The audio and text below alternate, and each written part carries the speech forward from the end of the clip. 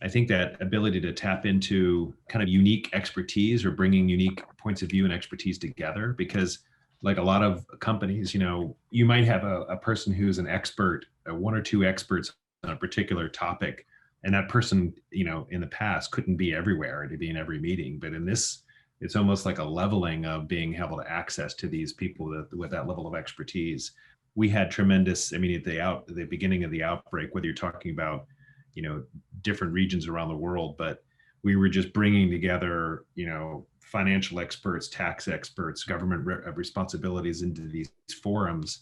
And people just, it was critical. People were tapping into that because they had to for their looking at their livelihood and their business continuity and viability going forward, just looking for that information. So bringing communities together and having people have the ability to tap into unique perspectives and expertise was really important.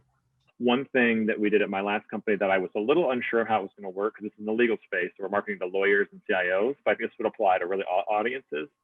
We went outside of the normal like legal tech professionals that you would see at an event and said, what if we got our own keynote speaker that was almost a little bit of a celebrity, well known or not, and this does require a little bit of budget, but you'd be shocked at how accessible now, like keynote speakers, whether they come from the industry or we actually went with someone, her name was Molly Bloom. She's a former skier, high stakes poker player runner. There's a great movie about her, and bringing that to the legal sector, we saw that as the biggest draw for our event. It was by far the biggest attended session, which sort of surprised us, but is now part of my recipe of how do I bring together those perspectives that they want and expect, but also tell a few cool stories that maybe they didn't expect to hear at the event.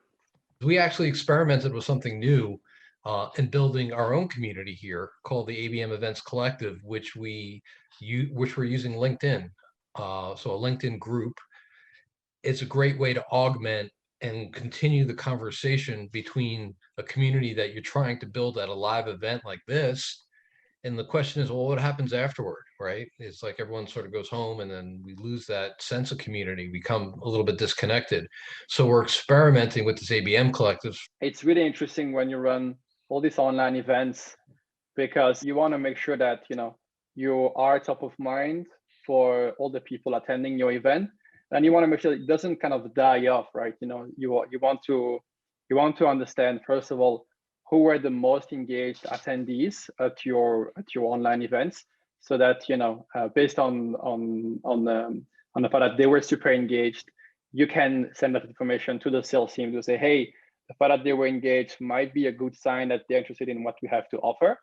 For the rest of the attendees, having this sort of online community is super important, because you want to make sure that you reach out to them quite frequently, so that when you run a new event, that you don't have to kind of convince them again. Like, you have to be constantly top of mind for your own company's audience.